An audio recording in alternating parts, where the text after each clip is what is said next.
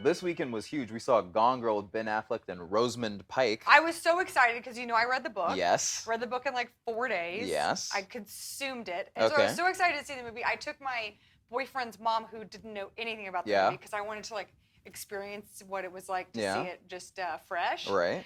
It was interesting to see our reactions to it. Of course, I loved it because I wanted to see my book come to life. Right. She had some questions. Yeah.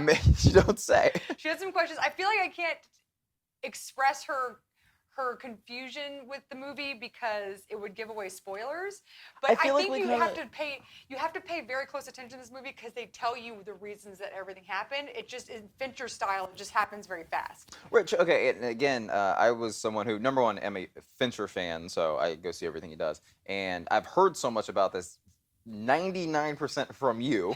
Sorry. So I was like, sorry about all those late night calls. Yeah, I'm gonna check this out. Yeah, you just called me 3 weeks in advance. Like it's 3 weeks from now. Yeah. I'm like, it's 2 a.m. Yeah. But Thanks, you Erin. have to know how long we have. Yeah. So and again, you were very adamant. You're like, don't talk to anyone who's read the book. There is a huge spoiler in it that will really, change the course of the movie. Are spoilers twists or twist spoilers? Yes, you know right? what? It's only a spoiler if you take it to heart. Like, you know what I mean? Like, at the end of the day, like, spoiler culture just in general annoys me. But back to Gone Girl. Yeah, okay. We'll get into that discussion later. I thought Ben Affleck really was amazing. He plays a guy named Nick Dunn, who's just like, he, kind of convinces this girl that he's a cool guy, and she, like, totally falls for it. Then they're marriage starts falling apart, and she realizes he's kind of a dunce. Yeah, but I think there's a huge message there in who we pretend to be when we first start off in relationships, and how relationships are tested when things like you lose your job or your parent gets sick. When all of those things start happening, how strong is your marriage? Oh, absolutely. Because as I was watching it with my girlfriend, and they just kept hitting things that hit us in real life because, like, we kind of hit a rough patch when I lost my job, and I was like, ugh. And then she was, she would say things like, I feel stuck, and I was like, oh my God, this is talking to us. But it's a thriller based on, I think, very relatable experiences that everyone has in relationships. Absolutely. Taken to the craziest place. Yeah. Well, again, I very much believe that this movie has what you could say an overbearing female presence. Well, yeah. Well, because I mean, like same thing for comic books, right? You read a comic book and it's like a guy's like super ripped, and then they show a girl and it's just like, this is just my butt, and you're like, wait, why would a superhero dress like that? Yes. This movie for men, like the way men are portrayed, not that we're all portrayed like idiots or anything, but like you're like, oh, that is definitely how women think about us. Yeah, but here's the thing. I thought Gillian Flynn did a great job of writing a male character. Absolutely. Which I absolutely can't say for a lot of male writers. No, absolutely. And she in an interview, she was like, when I couldn't think about what the right reaction for a guy would be, I would ask my husband or I'd ask a friend, right, no. Hey, how would you react to this? Yeah. So that's why that character feels so real. And by the way, the point of the movie is that like everyone is to blame. Right, yeah. Like no one's 100% blameless, and no one's 100% at fault. Yeah. You know, and that's what I really liked about it. I also like the way that she really made a comment on the media and how it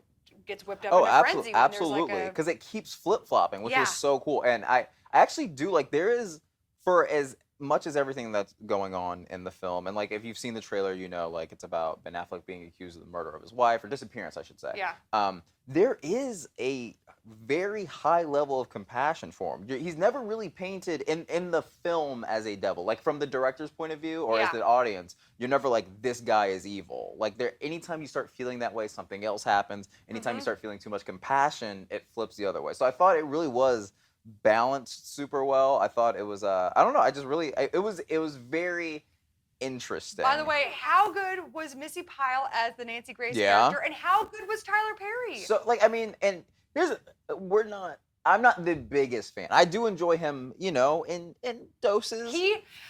I feel like we've gotten to watch him from just basically a novice actor to who he was in Gone Girl, which was so believable, so charming. So like had so much dimension. I thought he was great. No, I was on board with him, and that's a weird thing to walk out of a movie being like, well, that Tyler Perry sure did great. I'm glad he sure broke did through. crush it. He did it. I'm so excited. But it really is just like a deconstruction of relationships. You know what I mean? It is done on a grander scale, but don't go see it with someone you're about to break up with. don't. Or maybe, and it might change things. One of my female friends said when she read the book, it changed her marriage, and I was like, how? What? She was like, I'm just not afraid to do what I've been afraid to do anymore. And I'm like, okay, now knowing the story, because I didn't know the story when she said it, I was like, oh, cool, take charge of your life. Super ominous. Take charge of your life. And now I'm like, you need help. Like, you need therapy. There's so many things that are involved that, I don't know. By the way, I should say this, Rosalind. Yes. The Amy in the movie. I didn't like her. Okay. I didn't like her as an actress for the first 15 minutes because I didn't understand why she was so cold. Yeah.